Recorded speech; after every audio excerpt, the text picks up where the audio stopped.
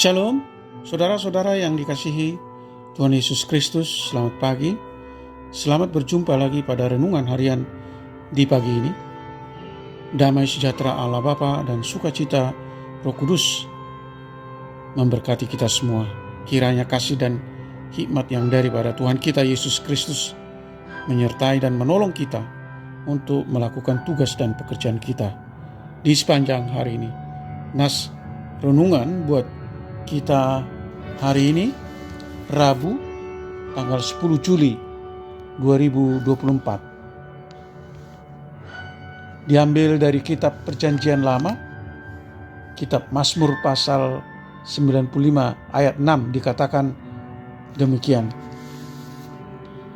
Masuklah, marilah kita sujud, menyembah berlutut di hadapan Tuhan yang menjadikan kita.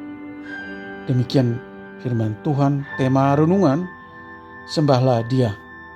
Saudara yang dikasihi Tuhan Yesus Kristus, Charles Spurgeon menyebut Mazmur 95 sebagai lonceng gereja yang memanggil jemaat untuk beribadah.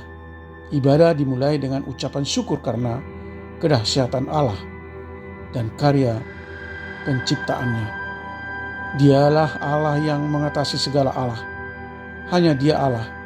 Dia pencipta semuanya. Dia pemilik dan penguasa tunggal atas alam semesta dan atas segala makhluk ciptaan, juga manusia. Inti Mazmur ini adalah pada pasal 95 ayat 6 dan 7. Allah bukan hanya pencipta dan pemilik hidup, Dia pemelihara hidup. Kita seperti gembala terhadap domba-dombanya. Alasan beribadah menjadi sangat personal, yaitu karena Tuhan baik buat saya. Dia pencipta yang jauh di sana, tetapi Dia juga dekat di hati saya, di sekeliling saya. Kapan umat Israel mengalami kedekatan dengan Allah yang begitu nyata? Pada saat perjalanan mereka di padang gurun menuju tanah perjanjian, Tuhan memimpin mereka melalui kehadiran tiang awan dan tiang api, serta kemah suci di tengah-tengah perkemahan umat. Ironisnya, justru di situ mereka berulang kali mencobai Allah dengan bersungut-sungut, tidak puas, dan memberontak kepadanya. Akibatnya dahsyat. Satu generasi dihukum tidak dapat masuk ke tanah perjanjian. Namun di padang gurun itu pula mereka terus mengalami pengampunan dan pemulihan Tuhan. Ini adalah pelajaran dan tanda awas bagi umat Tuhan. Saudara yang dikasihi Tuhan Yesus Kristus, Mazmur 95 ini mengajak kita untuk menyembah Allah, sekaligus mengingatkan kita agar jangan melalaikan penyembahan sejati kepadanya. Apakah Tuhan harus mendatangkan hukuman lebih dahulu agar kita bertobat?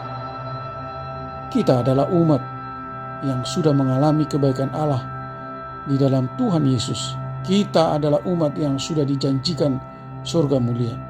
Kita sedang menuju ke sana.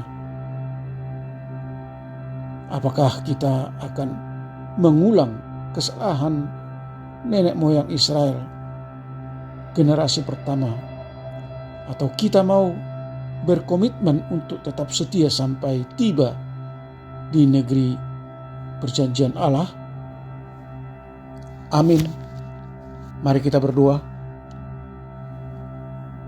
Ya Tuhan Allah Bapa di surga, puji syukur dan hormat kami kepadamu, Allah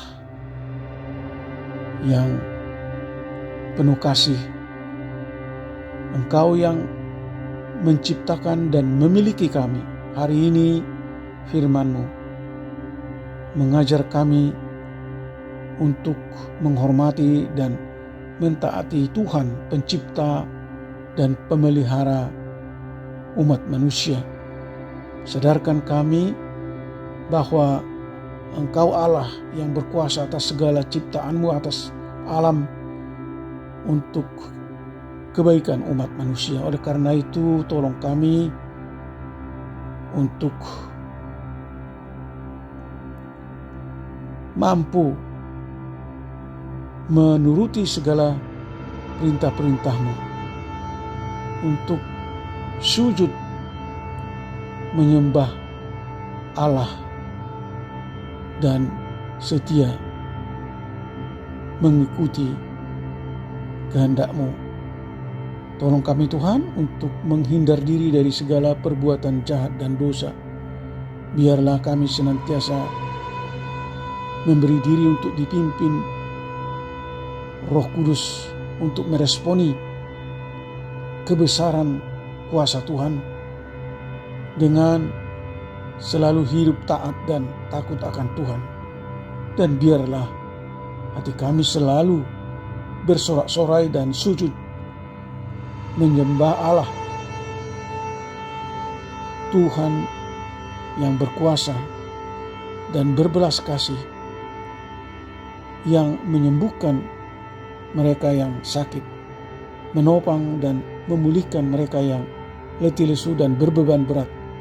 Tuhan yang menghibur dan memberi kelegaan bagi orang-orang yang berduka dan mengalami kesedihan.